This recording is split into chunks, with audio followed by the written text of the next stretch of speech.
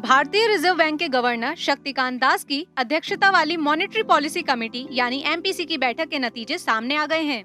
RBI governor Shaktikanta Das ने monetary policy committee के प्रस्तावों को जारी कर दिया है। भारतीय रिजर्व बैंक ने नीतिगत ब्याज दरों में किसी भी तरह का कोई बदलाव नहीं किया है। रेपो रेट पहले की तरह 4% पर बरकरार रहेगा।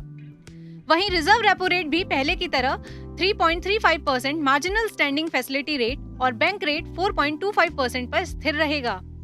आपको बता दें कि रिजर्व बैंक ने लगातार 7वीं बार रेपो रेट और रिजर्व रेपो रेट को स्थिर रखा है। बता दें कि आरबीआई गवर्नर की अध्यक्षता वाली 6 सदस्यीय एमपीसी में 3 बाहरी सदस्यों को भी शामिल किया गया था।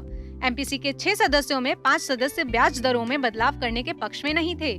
पिछली बार की ही तरह आरबीआई ने एकोमोडेटिव रुख कायम रखा है। रिजर्व बैंक के गवर्नर शक्तिकांत दास ने कहा कि पॉलिसी का नजरिया एकोमोडेटिव रहेगा।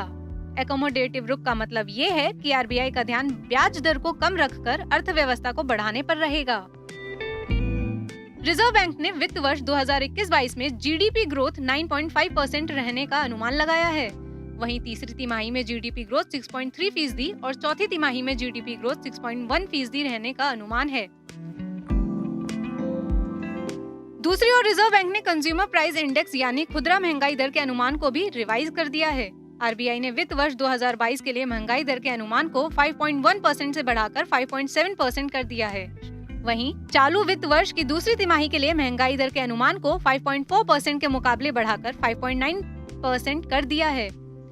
शक्तिकांत दास ने कहा कि वित्त वर्ष 2023 में महंगाई दर 5.1% रह सकता है। शक्तिकांत दास ने कहा कि मई के दौरान सीपीआई महंगाई का बढ़ना आश्चर्यजनक है। उनका कहना है कि घरेलू ग्रोथ में तेजी देखने के साथ ही मांग में भी बढ़ोतरी देखने को मिल रही है। शक्तिकांत दास ने मौद्रिक नीति का ऐलान करते हुए कहा कि कोरोना की तीसरी लहर के खिलाफ हमें सचेत रहने की जरूरत है। उन्होंने कहा कि अर्थव्यवस्था की स्थिति पहले से बेहतर हुई है और साथ ही मॉनसून की स्थिति में भी जून से सुधार देखने को मिला है। उन्होंने कहा कि कच्चे तेल की कीमतों में उतार चढ़ाव का महंगाई पर असर पड़ा है।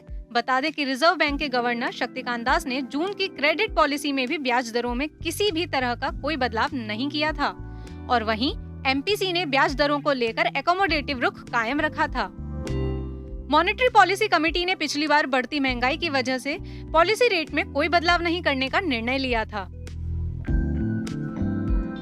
आपको हमारा ये वीडियो कैसा लगा और आप किस टॉपिक पर वीडियो देखना चाहते हैं, हमें कमेंट करके जरूर बताएं। इसके अलावा अगर आपने अभी तक हमारे चैनल को सब्सक्राइब नहीं किया है तो अभी ही कर लें ताकि आपको हमारे नए वीडियोस के नोटिफिकेशंस मिलते रहें।